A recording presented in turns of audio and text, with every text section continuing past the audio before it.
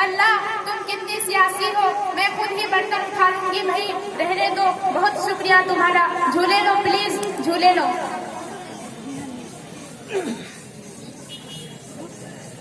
अस्सलाम वालेकुम अम्मी, कैसी हो?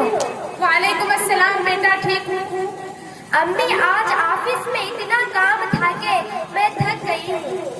अम्मी भाभी कहाँ है, दिखाई नहीं देती। वो तो सदा सोती ही रहती है। जब भी मैं ऑफिस से आती हूँ तो भाभी दिखाई नहीं देती। इतना थकी हुई होती हूँ कि एक गिलास पानी को भी नहीं पूछती। ना वक्त पर खाना मिलता है, ना धुला धुलाया कपड़ा मिलता है। और अभी तो मुझे शॉपिंग के लिए जाना है, मेरे कपड़े पर इस्त्री भी नहीं है, और अभी मैं क्या पहनूंगी। और मेरे ससुराल के लोग घर पे आ रहे हैं, सारा घर बिखरा पड़ा है। वो लोग आके देखेंगे तो क्या सोचेंगे। अम्मी उसे तुम बहू बना के लाई हो या मालकिन बना के लाई हो। कहते हैं अपने कपड़े और अपनी अम्मी के कपड़े तुम खुद ही धोया करो। आखिर उसे किस बात का गुरूर है। अम्मी तुमने तो उसे सर पर चढ़ा रखा है, देखना एक दिन बहुत पछताओगी। ठीक है बेटी, अभी उस चुड़ैल की खबर लेती हूँ। वो मेरी बेटी को इतना तकलीफ देती है, वो समझ क्या रखा है अपने आप को। अरे बहू इधर आओ।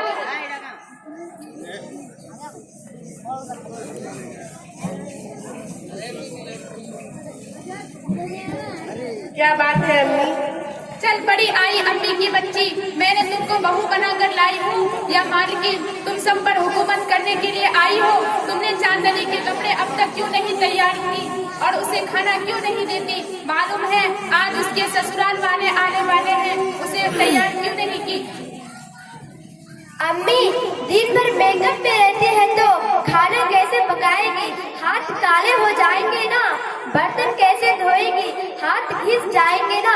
एक हफ्ते पहले मैंने 1 दर्जन साबुन लाई थी, सारा साबुन खत्म हो गया।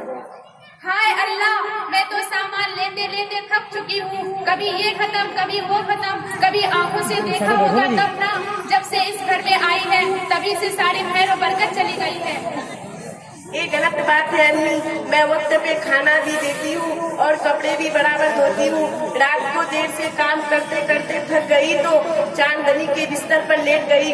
क्या शिकायत कर रही है? अम्मी अभी तो मेहमान आने में काफी टाइम है, उनके आने से पहले पहले हमारा काम हो जाएगा इंशाअल्लाह। ज्यादा काम रहा तो अम्मी आप लोगों को भी हाथ बटा देना चाहिए, अकेली मैं कितना काम कर सकती हूँ। और रही बात साबुन और क्रीम की तो तुम्हारा बेटा खुद कहता है जरा बर्दाश्त कर रहा करो, अकेली में थोड़ी इतना सारा इस्तेमाल करती हूँ, आप और आपकी बेटी भी तो इस्तेमाल करती ही है ना। अरे मनहूस, तू कौन होती है मेरी बेटी के बारे में बोलने वाली? तेरा बाप ला के दिया है क्या? एक बोरी का सामान लाई थी, हमने सोचा था आएगी करेगी खिलाएगी, लेकिन तू तो सारे घर पर ही कब्जा करने के लिए आई है। अब तो ये कुछ नहीं होगा। तो आज ही अपने बाप को फोन करके बोल मुझे फ्रिज, टीवी और दहेज का सारा सामान चाहिए। और हाँ, आज से मेरी बेटी का बिस्तर और उस सारे सामान पर हाथ मत लगाना।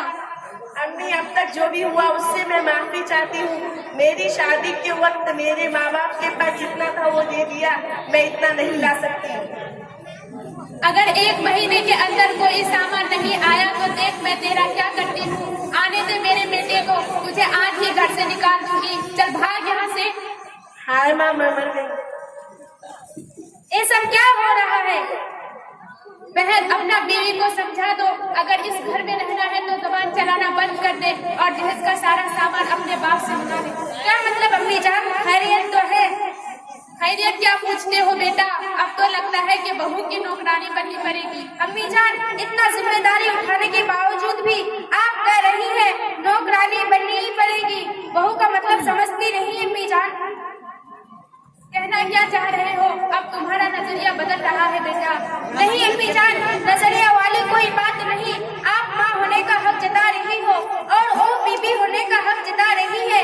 दरमियानी में तो मैं ही पिस रहा हूँ। आखिर में किस बला में गिरफ्तार हो गया, समझ में नहीं आ रहा है कि क्या करूँ।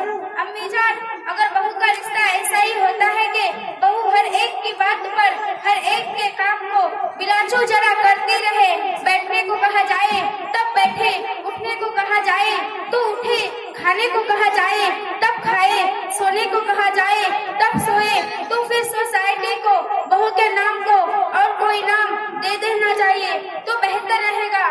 अम्मी जान, अपने घर की दहलीज से बाहर निकल के देखिए, तब मालूम होगा कि मेहंदी का रंग फीका नहीं पड़ता के और शोहर को लेके अलग-अलगी अख्तियार कर लेती है और सास ससुर को तन्हे तन्हा छोड़ देती है।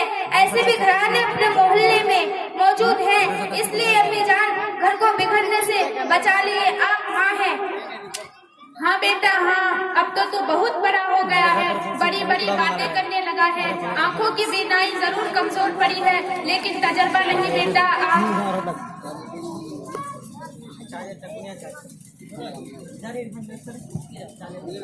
अस्सलामु अलैकुम रहमतुल्लाहि व बरकातुहू। वालेकुम अस्सलाम व रहमतुल्लाहि व बरकातुहू। आइए बैठिए, चांदनी तुम्हारी सास आई है, जरा चाय नाश्ता लाओ।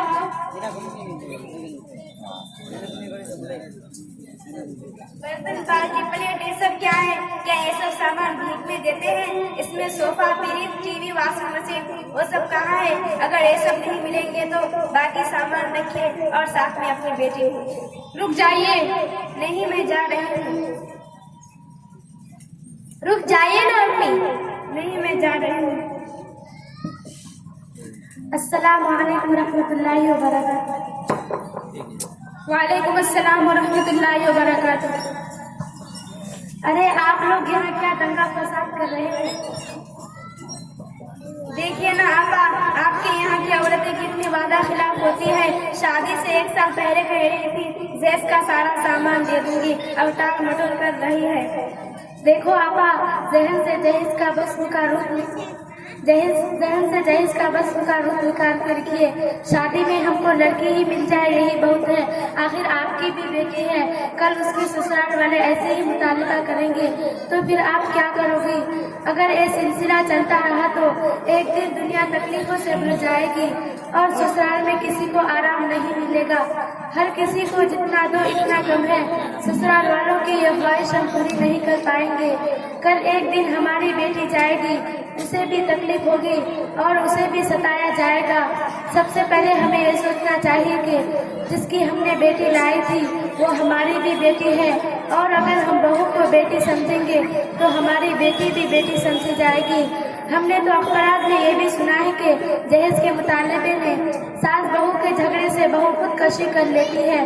कहीं सास ने बहू को जिंदा जला दिया। और बात सुनो, जब किसी की बेटी हमारे घर बहू बनकर आती है हम उसे नौकरानी समझते हैं। छोटी छोटी गलतियों पर हम उसे खानदान पर लानत मलामत करने लगते हैं। हदीस में आता है कि आप सल्लल्लाहु अलैहि वसल्लम एक जगह 3 मरतबा कसम खाकर फरमाया, खुदा की कसम वो शख्स मोमिन नहीं। सहाबा ने अर्ज किया, वो कौन? आपने फरमाया, जिसके शरारतों से उनके पड़ोसी महफूज ना हो। अब आप खुद ही सोचिए, पड़ोसी के बारे में कितने वायदे हैं जो आपके खानदान का एक फर्द बन चुका है, जिसको तकलीफ देना कितना बड़ा गुनाह है। इसलिए मेरी माँ और बहनों से गुजारिश है कि अपने घर आने वाले बहू को बेटी समझे और उसके लिए मोहब्बत की खजाना। देखो आपा, आपने तो हमारी आंखें ही खोल दी है। अब तक तो हम अंधेरे में थे। एक दूसरे पर tuhमत लगाना, एक दूसरे को दलील करना हमारी जिंदगी का पेशा बन चुका था। आपा, हमें माफ करना, मैं तौबा करती हूँ। मैंने माफ किया, अल्लाह भी माफ करेगा। बेटी जरा बहू को बुला लो। भाभी,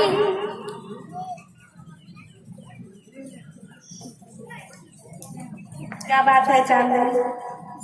अम्मी बुला रही है। क्या बात है अम्मी जान? बहू मुझे माफ कर दो, मैंने तुम्हारे साथ जुल्म किया और जहेज का मुतालबा किया। मैंने माफ किया, अल्लाह भी माफ करेगा। शुक्रिया हम सबके आंखें खोलने के लिए। अब हम सब मिलजुल कर रहेंगे इंशाअल्लाह।